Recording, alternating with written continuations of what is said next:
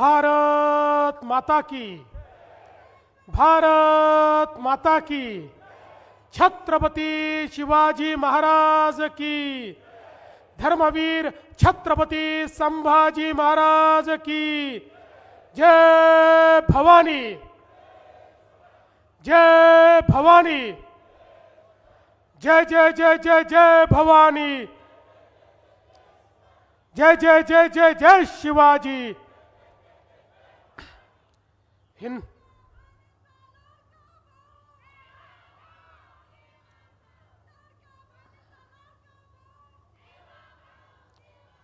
हिंदवी स्वराज्याचे सरसंस्थापक छत्रपती शिवरायांना मानाचा मुजरा करतो।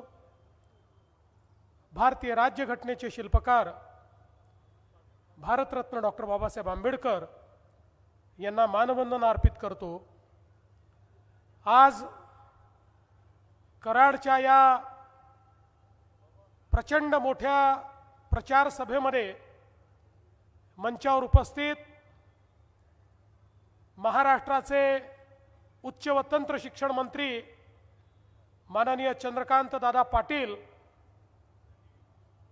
आपल्या कराडचे तरुण तडफदार आणि खऱ्या अर्थानं ज्यांचा उल्लेख मी कार्य सम्राट आमदार म्हणून करेन असे अतुल बाबा भोसले, या ठिकाणी आपले दुसरे लोकप्रिय आमदार मनोज दादा घोरपडे, भरत नाना पाटील, नीताताई केळकर, डॉक्टर सुरेश बाबा भोसले, मकरंद देशपांडे, सत्यजित पाटणकर, रामकृष्णजी वेताळ, विक्रम पावसकर, आनंदराव पाटील, शारदाताई जाधव, रोहिणीताई शिंदे, नीलमताई येडगे, जगदीशजी जगताप, अरुणजी जाधव, मनोहरजी शिंदे, सुषमाताई लोखंडे, सुहास जगताप, नगराध्यक्ष पदाकरता या कराडचे आपले अतिशय ज्यांना अनुभव आहे असे अनुभवी उमेदवार विनायकप्पा पावसकर आणि त्यासोबत मलकापूरचे आपले उमेदवार तेजस सोनावणे, या ठिकाणी उपस्थित नगरसेवक पदाकरता जे निवडणूक लढवत आहेत असे सर्व आपले या ठिकाणचे उमेदवार, मोठ्या संख्येने उपस्थित असलेल्या माझ्या सर्व लाडक्या बहिणी आणि उपस्थित असलेल्या तितक्याच लाडक्या भावांनो, मला आज अतिशय आनंद आहे की छत्रपती शिवरायांचा इतिहास सांगणारी अशा प्रकारची नगरी या कराडमध्ये या ठिकाणी मी पुन्हा एकदा आपल्यामध्ये उपस्थित आहे। नुकतंच बाबांचं भाषण झालं आणि अतिशय सुंदर अशा प्रकारचे विचार बाबांनी आपल्यासमोर मांडले। खरं म्हणजे 2016 साली देखील मी आपल्याला विनंती केली होती की कराडमध्ये आपला नगराध्यक्ष द्या, आणि त्यावेळी माझ्या विनंतीला मान देऊन आपण नगराध्यक्ष दिला, आणि जो काही काळ आपली सत्ता होती त्या काळामध्ये आपण कराडमध्ये अनेक कामं करण्याचा प्रयत्न केला। बंधू भगिनींनो, ही निवडणूक खऱ्या अर्थानं लोकशाहीचा उत्सव आहे। आपल्या भारताचं जे संविधान आहे, या संविधानाने आपल्याला लोकशाहीचे काही अधिकार दिले आहेत। सगळ्यात महत्त्वाचा अधिकार काही दिला असेल तर या देशातल्या प्रत्येक व्यक्तीला एक मताचा अधिकार हा लोकशाहीने दिलाय। या ठिकाणी टाटा, बिर्ला, अडाणी, अंबानी यांनाही एकच मत देता येतं आणि तुम्हाला आणि मला एकच मत देता येतं। प्रत्येकाला एक मताचा अधिकार या ठिकाणी मिळालेला आहे, आणि हा एक मताचा अधिकार देताना एक मोठी जबाबदारी ही देखील आता आपल्यावर आलेली आहे। योग्य अशा प्रकारचे लोक निवडण्याची, आपण लोकसभेमध्ये मतदान करून देशाचा प्रधानमंत्री कोण होईल हे ठरवतो, आपण विधानसभेमध्ये मतदान करून राज्याचा मुख्यमंत्री कोण होईल हे ठरवतो, आणि आपल्या शहरामध्ये मतदान करून 5 वर्ष आपल्या शहराचं प्रशासन कोण चालवेल याचा निर्णय आपण करत असतो. आणि म्हणून या लोकशाहीच्या उत्सवामध्ये आपल्या सर्वांना अतिशय विचारपूर्वक अशा प्रकारचा निर्णय घेणं हे महत्त्वाचं आहे. बंधू भगिनींनो, आपण जर बघितलं तर आपला देश स्वतंत्र झाल्यापासनं 60-65 वर्ष आपल्या राज्यकर्त्यांच्या माध्यमातून विकासाचं केंद्र हे गाव होतं. राज्यकर्ते म्हणायचे की गावाचा विकास म्हणजे देशाचा विकास, आणि ते योग्य होतं, कारण छोट्या छोट्या गावांमध्ये भारत वसला होता.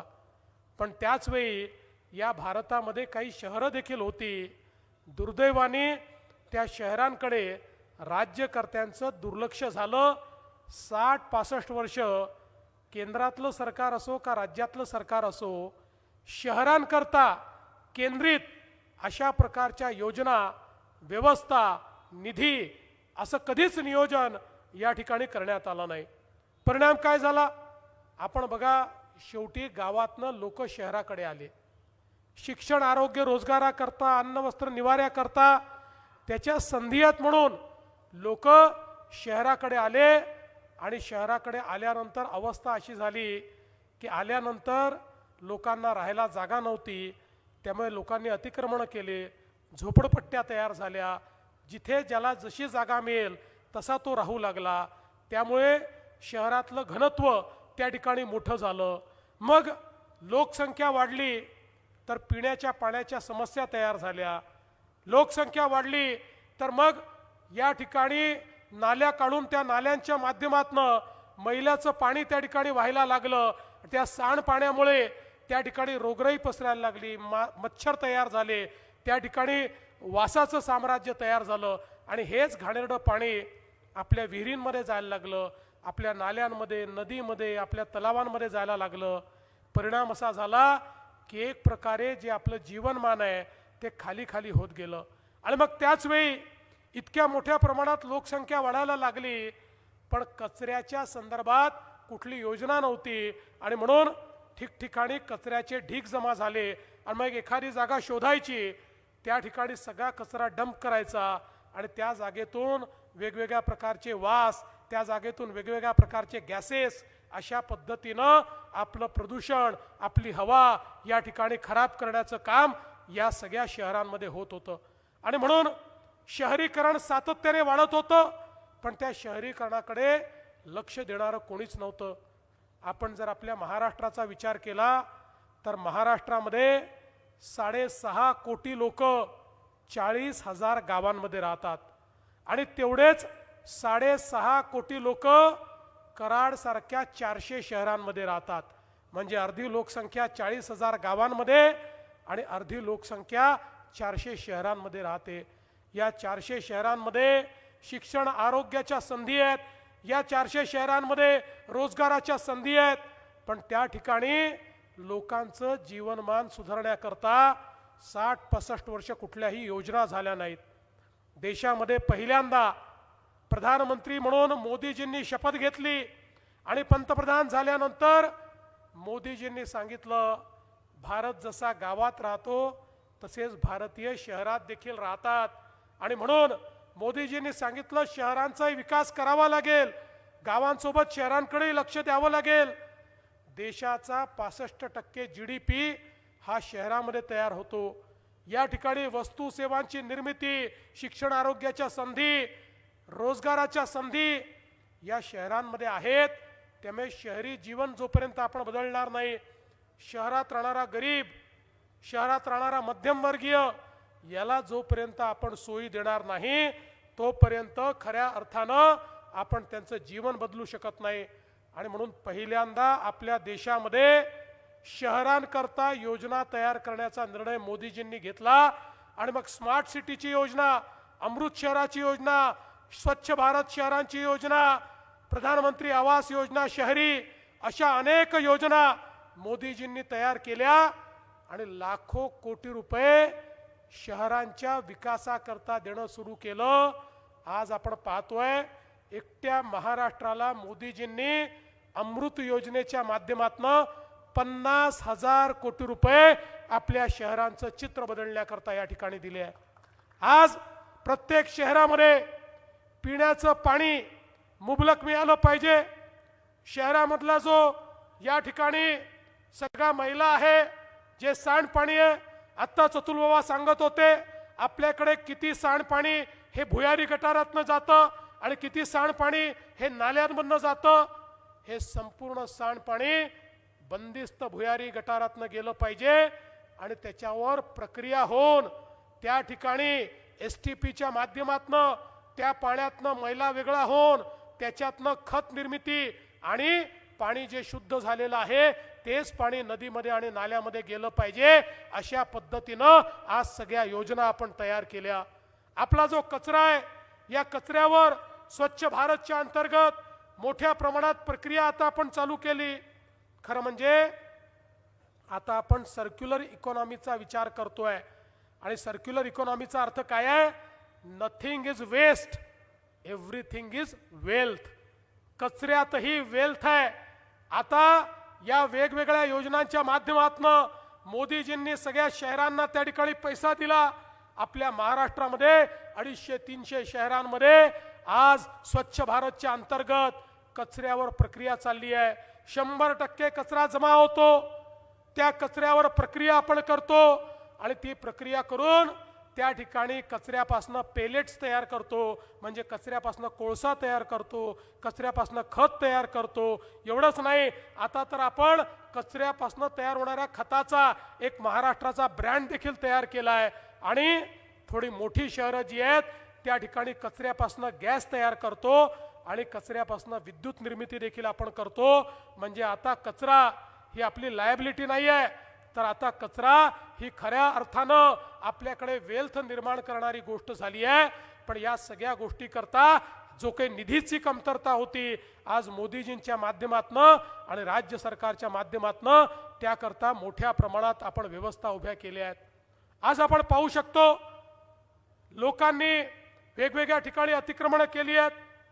आपण 2 महिन्यापूर्वी निर्णय केला आणि वेगवेगळ्या प्रकारची अतिक्रमणं लोकांनी ज्या ठिकाणी केली असतील त्या ठिकाणी त्यांना मालकी हक्काचे पट्टे देण्याचा निर्णय आपण केला. याचं कारण प्रधानमंत्री आवास योजनेच्या अंतर्गत आपल्याला 2.5 लाख रुपये मिळतात. त्या 2.5 लाख रुपयामध्ये आपण जो बेघर आहे त्याला घर देऊ शकतो. त्या 2.5 लाख रुपयामध्ये आपण झोपडपट्टीत कच्च्या घरात राहणाऱ्याला घर देऊ शकतो किंवा त्या ठिकाणी त्यांच्याकरता एक चांगली स्कीम तयार करून त्यामध्ये वेगवेगळ्या योजनातनं सगळ्या प्रकारच्या सोयी उभ्या करून एक चांगली कॉलनी देखील त्यांची तयार करू शकतो. पण याकरता अडचणी होत्या, जागा मिळत नव्हती. आता आपण निर्णय केला, एकीकडे अतिक्रमण जिथे नियमित करता येईल त्या ठिकाणी आपण अतिक्रमण नियमित करतो आहे आणि ज्या ठिकाणी ते करता येणं शक्य नाही तिथे सरकारची जमीन देऊन त्या ठिकाणी फ्लॅट स्कीमच्या माध्यमातून लोकांना सगळ्या सोयी देण्याचं काम करतोय. त्यामुळे अतुल बाबा तुम्ही चिंता करू नका. तुम्ही पृथ्वीराज बाबांची चिंता केली आहे, त्यांच्या घराजवळच्या झोपडपट्टीची चिंता केली आहे. तुम्ही कराड आणि मलकापूरच्या सगळ्या झोपडपट्टीवासियांना पक्क घर देण्याची चिंता केली आहे. तुम्ही चिंता करू नका, तुमच्या पाठीशी मी उभा आहे. तुमचं हे स्वप्न मोदीजींच्या प्रधानमंत्री आवास योजनेतनं पूर्ण करण्याचं वचन मी या ठिकाणून देऊन जातोय. या कराड आणि मलकापूरमध्ये कोणालाही झोपडीत राहू द्यायचं नाही, अशा प्रकारचा आज आपला सगळ्यांचा मानस आहे. बंधू भगिनींनो, आज मोठ्या प्रमाणात आपण पाहतोय वेगवेगळ्या प्रकारच्या योजना आपण करतोय. आज या अमृत शहरातनं शहरातले रस्ते असतील, अमृतमधनं शहरामध्ये उद्यानं असतील, अमृतच्या माध्यमातनं हरितपट्टे असतील, अमृतच्या माध्यमातनं सरोवर विकास असेल, प्रत्येक गोष्ट या ठिकाणी करण्याकरता आज आपण योजना तयार केली आहे. एखाद्या शहराला काय काय आवश्यक आहे ते देखील आपण या ठिकाणी करतोय. आणि बंधू भगिनींनो, एवढंच नाही तर आता मोदीजींनी त्या ठिकाणी आपल्याला योजना दिली आहे, आयुष्यमान योजना. त्या आयुष्यमान योजनेच्या अंतर्गत प्रत्येक शहरामध्ये आयुष्यमान हॉस्पिटल आपल्याला तयार करायचं आहे. तसं तर कृष्णा असल्यामुळे आपल्याला चिंता नाही आहे, पण तरी देखील सगळ्या छोट्या छोट्या शहरांमध्ये त्या ठिकाणी मोफत व्यवस्था आपल्याला उभ्या करायच्या आहेत. आपल्याला माहिती आहे मागच्या काळामध्ये आपण महात्मा फुले जनारोग्य योजना सुरू केली. महात्मा फुले जनारोग्य योजनेमध्ये आपण 5 लाखापर्यंतचा इलाज सगळ्यांना मोफत केला. जात पाहायची नाही, धर्म पाहायचा नाही, त्याचे कुठलं रेशन कार्ड पाहायचं नाही, त्याचं वय पाहायचं नाही, सगळ्यांना 5 लाखापर्यंतचा इलाज हा आपण मोफत केला. मला काही लोक भेटले आणि ते असं म्हणाले, साहेब 1300 रोगांकरता तुम्ही 5 लाखाचा मोफत इलाज दिलाय, पण तुमच्या पॅकेजमध्ये अनेक असे रोग नाही आहेत की ज्याच्यामध्ये 3-3, 4-4 लाख रुपये खर्च होतात, पण तुमच्या पॅकेजमध्येच ते नसल्यामुळे आम्हाला त्याचा फायदा मिळत नाही. पुन्हा मी सगळे अधिकारी कामाला लावले, अनेक लोकांची त्या ठिकाणी चर्चा केली. जे लोक या क्षेत्रात आहेत अतुल बाबांसारखे त्यांच्याशी मी चर्चा केली आणि निर्णय केला, आता 1300 नाही 2400 आजाराकरता 5 लाखापर्यंतचा इलाज हा सगळ्यांना आपण मोफत केलेला आहे.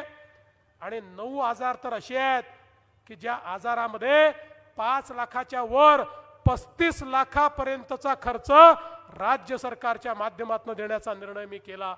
आज शहरातल्या प्रत्येक व्यक्तीला उत्तम आरोग्य मिळालं पाहिजे, आरोग्याच्या सोयी मिळाल्या पाहिजे, अशा प्रकारचा आपला प्रयत्न या ठिकाणी आहे. आणि खऱ्या अर्थानं अतुल बाबांनी तर ज्या प्रकारे या शहराचा विचार केलाय, त्यांनी जे या ठिकाणी छत्रपती शिवाजी महाराज क्रीडा संकुल, ज्यावेळेस ते माझ्याकडे आले आणि म्हणाले क्रीडा संकुल करायचं आहे, अतुल बाबांनी काही म्हटलं की मी नाही म्हणतच नाही. त्यामुळे मी घोषणा करून टाकली. मला वाटलं अतुल बाबा कराडसारख्या ठिकाणी 25 कोटी रुपयाचा आराखडा घेऊन येतील, पण हे महाराज इतके हुशार आहेत, यांनी देशभरातल्या क्रीडा संकुलाचा विचार केला आणि मग स्वतःचे पैसे खर्च केले. एक कोणीतरी देशातला क्रीडा क्षेत्रातला प्रायव्हेट आर्किटेक्ट पकडला, त्याला सांगितलं चांगल्यातलं चांगलं क्रीडा संकुल आमच्या या जागेत कसं बसेल ते बघा, आणि 100 कोटी रुपयाचा आराखडा माझ्याकडे घेऊन आले. पण मी देखील सांगितलं, अरे ज्या क्रीडा संकुलाचं नाव छत्रपती शिवाजी महाराज क्रीडा संकुल आहे ते उत्तमच असलं पाहिजे, आणि म्हणून 96 कोटी रुपये आपण त्याकरता दिले.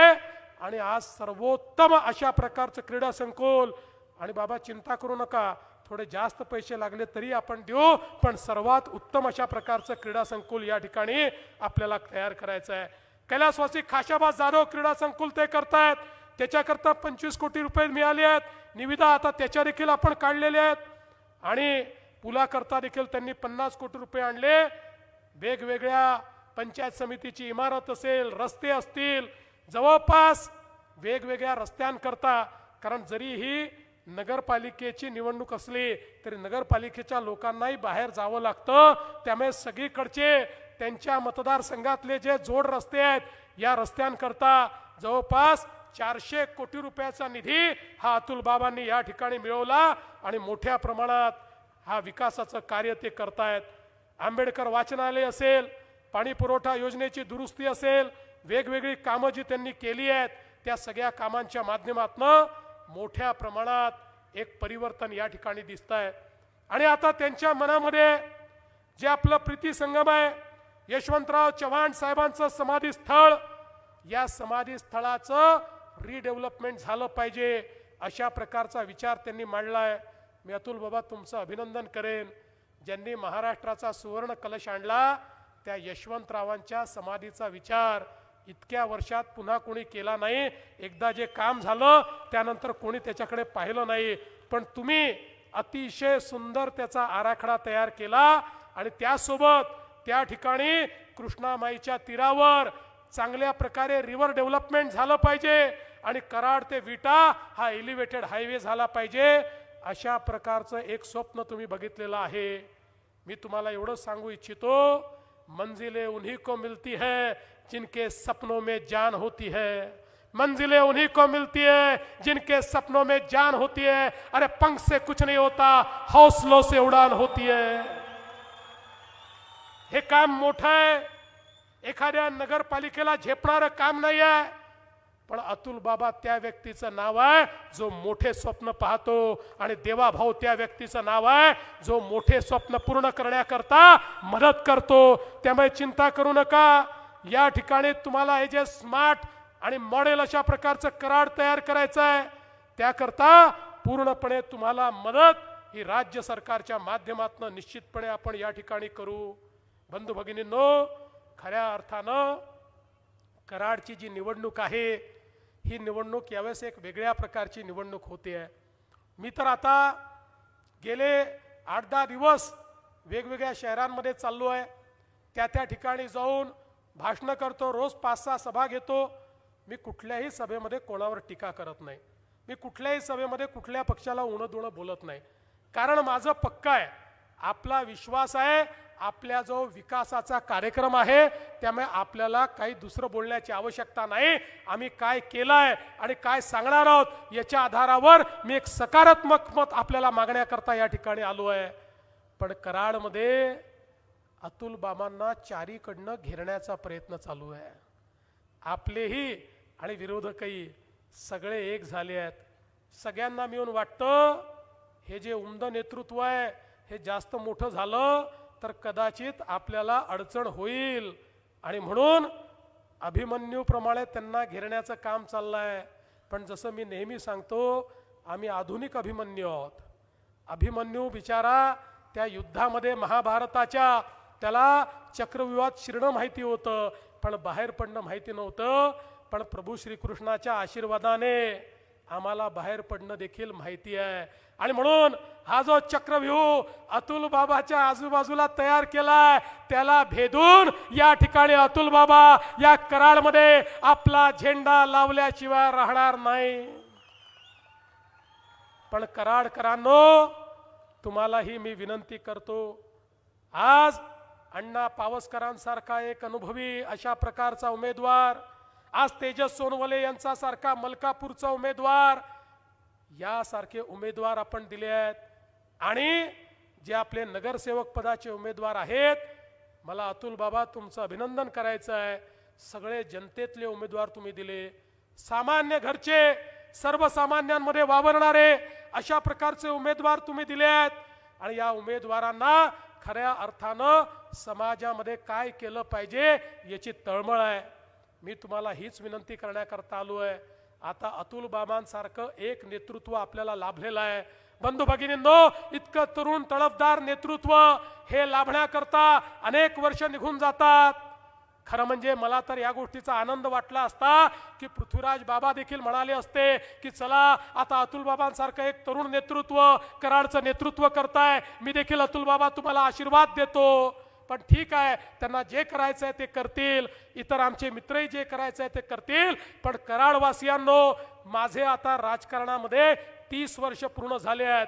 राजकारणामध्ये मला भविष्य दिसतं आणि मी अतुल बाबा भोसलेमध्ये भविष्य पाहतो. लक्षात ठेवा, तुम्ही जो आमदार निवडून दिलाय तो भविष्यामध्ये मोठा नेता होण्याची क्षमता ठेवणार आहे. आणि म्हणूनच त्याला सगळे घेरून मारण्याचा प्रयत्न करतायत. आणि म्हणून आता कराडकरांची जबाबदारी आहे की या ठिकाणी हे युद्ध अतुल बाबांचं नाही आहे, हे युद्ध पावसकरांचं नाही आहे, हे युद्ध कराडवासियांनो हे तुमचं युद्ध आहे. या युद्धामध्ये तुम्हाला प्रत्येकाला समोर यावं लागेल आणि समोर येऊन या ठिकाणी खऱ्या अर्थानं विजय हा खेचून आणावा लागेल. हा विजय अतुल बाबाचा नाही, हा पावसकरांचा विजय नाही, हा कराडचा विजय असणार आहे. आणि म्हणून कराडच्या विजयाकरता येत्या 2 तारखेला कमळाची चिंता तुम्ही करा, पुढचे 5 वर्ष तुमची चिंता आम्ही करू, हा विश्वास तुम्हाला देतो. आणि माझ्या लाडक्या बहिणींना सांगतो, लाडक्या बहिणींनो,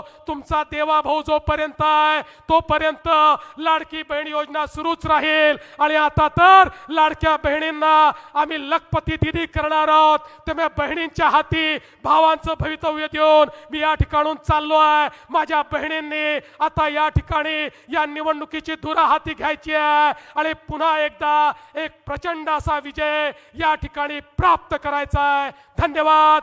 जय हिंद, जय महाराष्ट्र.